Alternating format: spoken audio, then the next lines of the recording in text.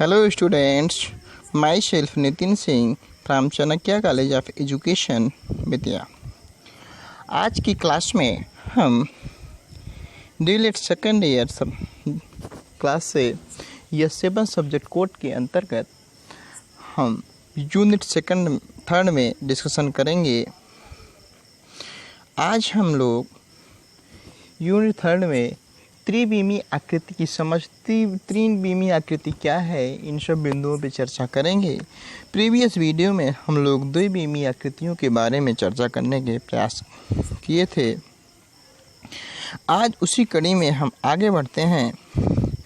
जैसा कि आप लोगों ने सुना था, पढ़ा था, कल देखा भी था कि द्विविमीय आकृतियाँ जो होती हैं वे लंबाई चौड़ाई जैसे दो माप, लंबाई चौड़ाई, ऐसा नहीं कि लंबाई चौड़ाई ही होगा, उसके साथ क्या था, हाइट। जैसे हमारे पास 3 यूनिट होता है, लंबाई चौड़ाई और ऊंचाई। इन तीनों में लंबाई या चौड़ाई किसी दो बीमा को लेंगे हम, 2 डायमेंशंस को, लंबाई चौड़ाई लेंगे या चौड़ाई ऊंचाई लेंगे या ऊंचाई लंबाई लेंगे।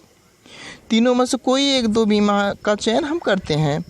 लेकिन उसी प्रकार से इसमें केवल हम 2 बीमा देखते थे द्विविमीय आकृतियों में।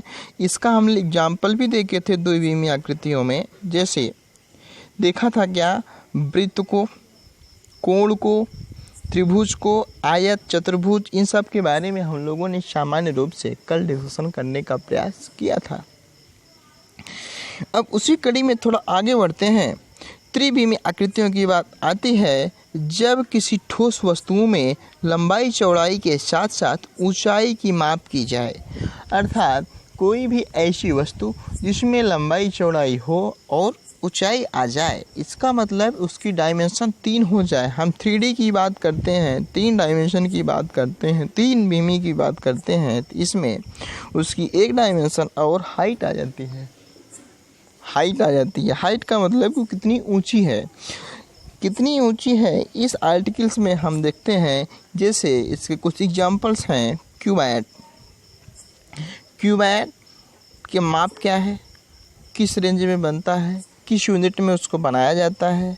क्यूब के रूप में देखते हैं कितना यूनिट लंबा है, कितना मीटर चौड़ाई है, कितना मीटर ऊंचाई है, मतलब लेंथ, ब्रेथ एंड हाइट तीनों भी मैं ट्राई करते हैं।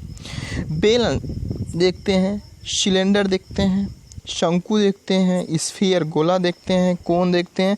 इन सब प्रकार से ये जो तीनों आकृति हैं, cuboid, cube, cylinder, cone and sphere, ये चारों आकृति, पांचों आकृति 3D फिगर के एग्जाम्पल्स हैं। इसका मतलब कि ऐसी ठोस वस्तुओं की माप, ऐसी ठोस वस्तुएं जिसमें लंबाई और चौड़ाई के साथ साथ ऊंचाई की बात आ जाए, तो ऐसी वस्तुओं को हम 3D फिगर बोलेंगे। आप लोग इस बात को शॉर्ट स्क्रीन कर लेंगे या नोट डाउन कर लेंगे जो हमने हाईलाइट किया, ठीक। और एग्जाम्पल के रूप में इस बात को नहीं भूलेंगे कि इसके 3D की एग्जाम्पल्स क्या हो जाएंगे, cuboid, cube, cylinder, cone and sphere, ठीक। आगे देखते हैं। कोई ठोस वस्तु को ध्यान से देखें, किसी भी ठोस वस्तु को, ऐसा नहीं है कि इन सभी वस्तुओं, किसी को, तो आप पाएंगे कि प्रत्येक ठोस वस्तुओं में कई सतह होते हैं।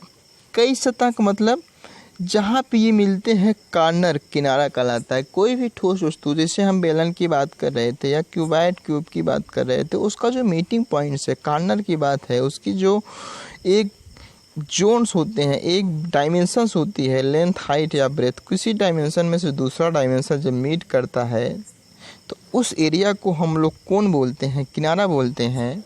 जो एक रेखाखंड होता है और वह रेखाखंड ठोस वस्तुओं में से जिसमें आपको किसी किनारे पे मीट करने पे मिलता है या किसी किनारे पे आपको नहीं मिलेगा। जैसे सिलेंडर में, बेलन में देखेंगे तो आपको ओ कॉर्नर नहीं मिलेगा। कोन में देखेंगे तो आपको ओ कॉर्नर केवल हाइट पे मिलेगा। कहीं कहीं वो कॉर्नर आपको मिलेगा, किसी किसी फिगर में वो हाइट नहीं मिलेगा। आप देखे होंगे जो गेंद बॉल होता है, स्फीयर की बात बोलते हैं, बॉल जिस लेग से हम लोग खेलते हैं, उसमें आपको कोई किनारा नहीं मिलता। लेकिन क्या वो 3D फिगर नहीं है। इसका मतलब उसकी डायमेंशन है, वो लेंथ भी है, हाइट भी है और ब्रेथ भी है। वो उसमें कॉर्नर लेस है, उसमें कॉर्नर आपको नहीं मिलेगा, किनारा आपको नहीं दिखाई देगा। आप देखे होंगे ईंट ब्रिक जिससे हम घर बनाते हैं, मकान बनाते हैं, इसमें आप 3D आकृति देखे होंगे। इसके तीनों सतह पे लेंथ कितनी है, ब्रेथ कितनी है, हाइट कितनी है, 3D फिगर है। आप इस 3D फिगर में कई किनारे कॉर्नर पाएंगे। आप हाइट पे कॉर्नर पाएंगे, उसके जितने कोन्स मिलेंगे, जितने डायमेंशन मिलेंगे, उतने डायमेंशन पे आपको कॉर्नर मिलेंगे। उस कई कॉर्नरों पर और सतहों पर आपको मिलेंगे। ऐसे कॉर्नर और सतहों पर जहाँ ये मिलते हैं उन्हें हम शीर्ष बोलते हैं, जो एक बिंदु होता है। इसका मतलब एक वृक्ष में आपको 1 2 3 4 शीर्ष मिलेंगे। इस प्रकार से वृक्ष के रूप में हम इसको समझने का प्रयास करते हैं। रही बात शीर्ष को समझने के लिए एक एग्जाम्पल हम और देते हैं। जैसे हमने आपको वृक्ष के बारे में एग्जाम्पल दिया, इसी का आइडिया हम देते हैं एक माचिस की डिब्बे में। माचिस की डिब्बे जिसमें तीली रखी जाती है, वृक्ष, इसे आपने देखा होगा। मान लेते हैं को विभिन्न तल के सहारे से एक एक करके चित्र में देखेंगे, बनाएंगे, पुटअप करेंगे। तो आप उसमें देखे होंगे कि एक कॉर्नर जो बेस होता है, दूसरा कॉर्नर लेंथ ब्रेथ होता है, तीसरा कॉर्नर उसकी हाइट होती है। इसका मतलब कि उसमें भी आपको कॉर्नर मिलेंगे, 8 कॉर्नर मिलेंगे, इंटरनल आउटसाइड मिला करके। तो उस प्रकार से विभिन्न तल पर माचिस की डिब्बी के कुछ अलग अलग तल दिखाई देते हैं। परंतु जब आप गोले को आप विभिन्न स्थितियों में रखकर देखते हैं तो आप पाते हैं हर बार गोला एक ही तरह का होता है। ऐसा क्यों होता है? ऐसा इसलिए होता है कि ऊपर के अनुभवों के आधार पर हम कह सकते हैं कि अलग अलग तलों पर रखने पर त्रिविमीय आकृतियाँ अलग अलग दिखाई देती हैं। अच्छा, अलग अलग बीमा को चेंज करने पर आकृतियाँ चेंज हो जाती हैं। सही बात। अभी हम उसी वृक्ष को परपेंडिकुलर रख दें, उसी वृक्ष को हम लेंथ के बेस पे रख दें, उसी ब्रिक को हम हाइट का बेस मान लें, ब्रेथ को हाइट को ब्रेथ माना, लेंथ को उसका बेस मान लें, उसके ब्रेथ लेंथ सभी को, मतलब जो तीनों डायमेंशंस उसके हैं, लेंथ ब्रेथ और हाइट, तीनों को बेस मान लें। हम ब्रेथ को हाइट मान लेंगे तो उसकी फिगर चेंज हो जाएगी, लेंथ को बेस मान लेंगे तो उसकी फिगर चेंज हो जाएगी, बेस को उसका फिगर मान लेंगे, हाई बेस मान लेंगे तो उसका ब्रेथ को, तो उसका फिगर चेंज हो जाएगा। विभिन्न तलों में भिन्न भिन्न आकृतियों में एक ही आकृति को हम भिन्न भिन्न आकृतियाँ, त्रिविमीय आकृतियाँ देखते हैं, अलग अलग दिखाई पड़ती हैं। एक ही तल पर रखी वस्तुओं भी अलग अलग स्थानों से देखने पर अलग अलग तरह की दिखाई देती हैं। हम इसको समझने के लिए आपको एक एग्जाम्पल दिखाते हैं, आप समझिए। एक छोटा सा घर या झोपड़ी हमने बनाया हुआ है। इसमें देखिए, इस साइड से देखने पे ऐसा नज़र आ रहा है, सामने के दृश्य से झोपड़ी ऐसा दिख रहा है, परपेंडिकुलर इस बेस पैरेलल से देख रहे हैं तो ऐसा दिख रहा है, ऊपर से देखने पे ऐसा दिख रहा है।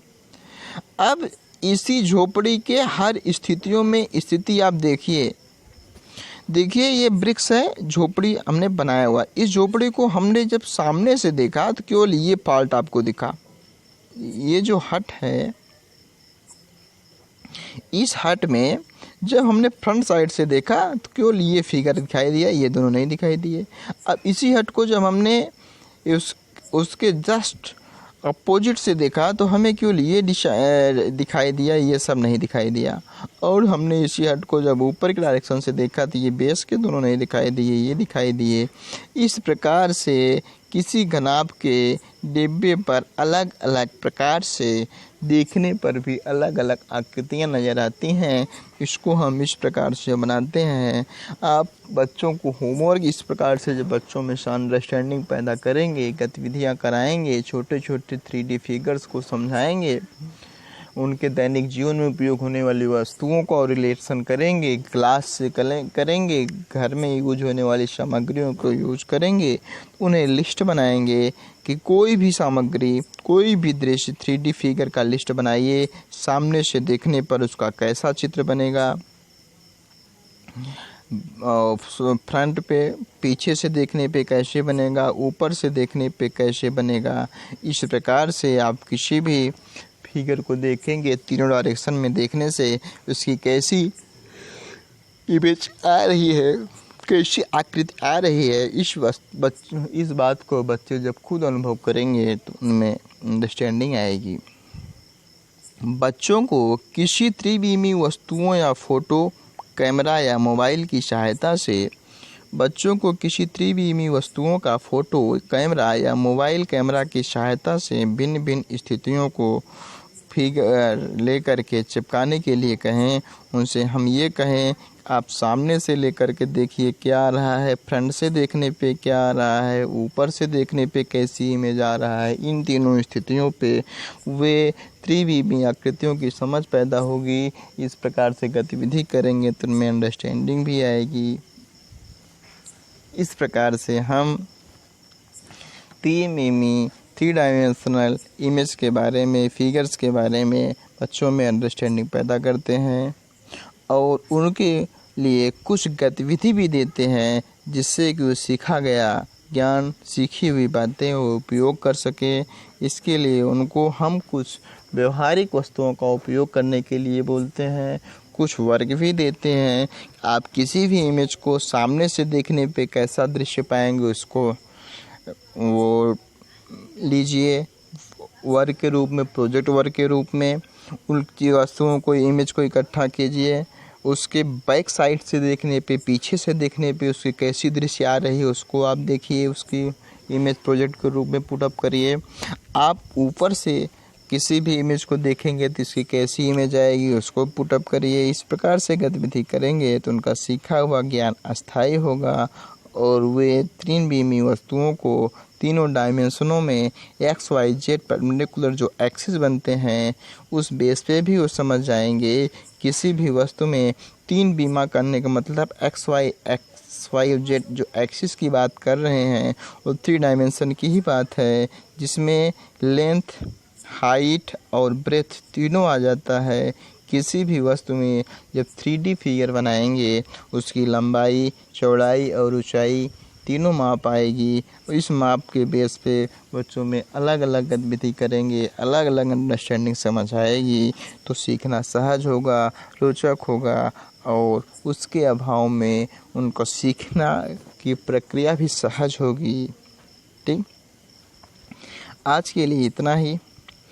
कल की वीडियो में, कल की क्लास में हम समझेंगे, देखेंगे नेक्स्ट में कि हम लोगों का बचा हुआ यूनिट्स में क्या पार्ट्स हैं या सिमेट्रिक आकृतियाँ क्या है, पैटर्न क्या है, पैटर्न को देख लेंगे, सिमेट्रिक फिगर को समझने का प्रयास करेंगे। आज के लिए बस इतना ही। Thank you class. हाँ, आपके लिए सूचना है, आप वीडियो को लाइक, शेयर और सब्सक्राइब ज़रूर करेंगे और वीडियो को अच्छा लगे तो अन्य मित्रों तक भी पहुंचाने का प्रयास कीजिए। आज के लिए इतना ही। Thank you.